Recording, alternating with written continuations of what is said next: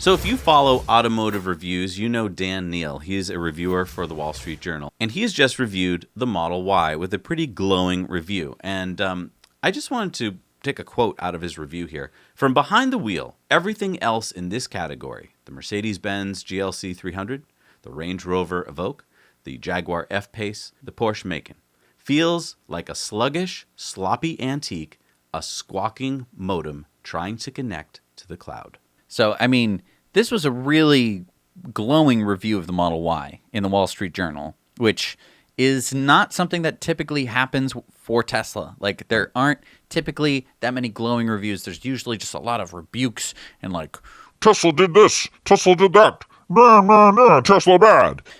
It's really nice to actually have a real review of a real car that Tesla makes, and for it to be so positive and to really paint all of these old, antiquated cars as they are.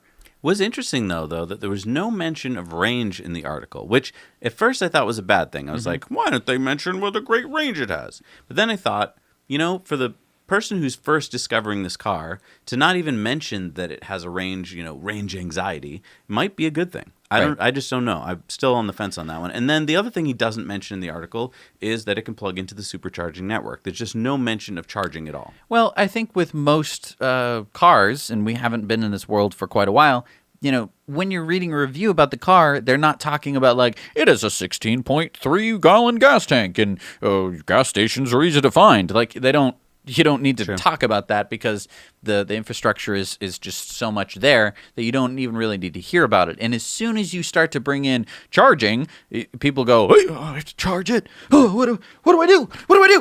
Where do I plug it in? Can I plug it into my wallet? Do I need some kind of magic space laser that I need to hook up? Do I need to drill deep into the earth and tap the geothermal energy? What do I need to do to charge my car? And it's like, just don't mention it. And they go, oh, the Model Y, that's interesting. I'm going to look further into it. Right. And then they get to hear the true whole story, because it would take a whole article in the Wall Street Journal to explain charging to someone who's never heard of it before. Right.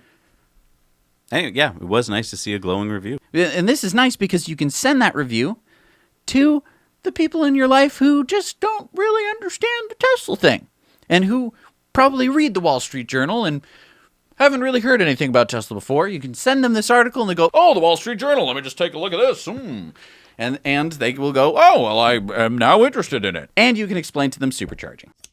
Hey, it's really important to keep up on this kind of stuff. So make sure you share this video with your friends and family so they can stay as informed as you are. To do that, just click on the share button below, copy the link, and paste it into an email or social media post. See? Easy peasy. Now you know.